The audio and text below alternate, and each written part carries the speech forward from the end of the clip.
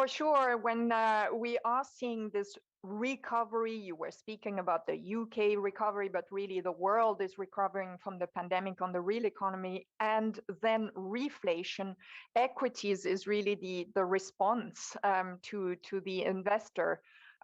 This is one of the sectors that can actually push forward some of the price pressure on input prices, on semi-finished, etc., to the consumers. And because there is all this pent-up demand from the consumer side with good savings ratios, it's also having a good chance to push through. So I think generally speaking, still having sufficient exposure to equities in an allocation absolutely key.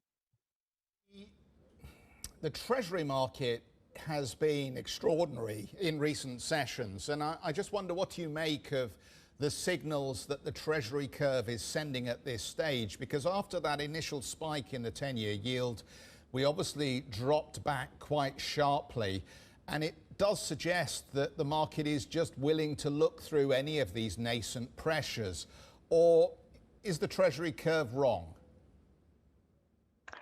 I think this temporary flattening from the long end, so in other words, long-term yields coming back down from the highs we saw in the first quarter, it can be explained when inflation is at the same time moving up, only through either some growth momentum that is slowing. I mean, you were speaking about some data out of China, for example, that are showing some momentum slowdown. And let's not forget, China after the US is really one of the most important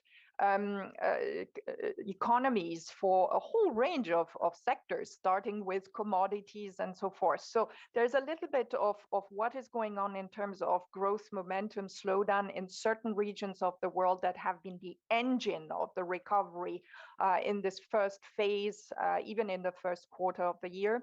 But also there is just a lot going on in terms of just the market dynamics in terms of purchases by investors and so forth. I mean, let's not forget that when you compare the US Treasury yield, even today, comparing it to the dividend yield on average on the equity market, I mean, there is not much difference between the two. And so there may have been also some purchases, added purchases into the Treasury market. But I think people should not be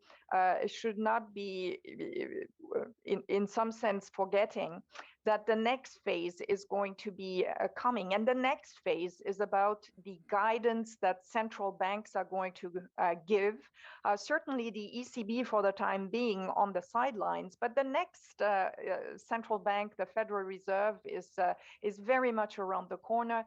This will actually launch then markets into, I think, a second wave of interest rate increases as expectations of future monetary policy are also going to adjust. So I expect for the second half of this year that we will see again a resumption of higher yields also at the long end of the US Treasury curve.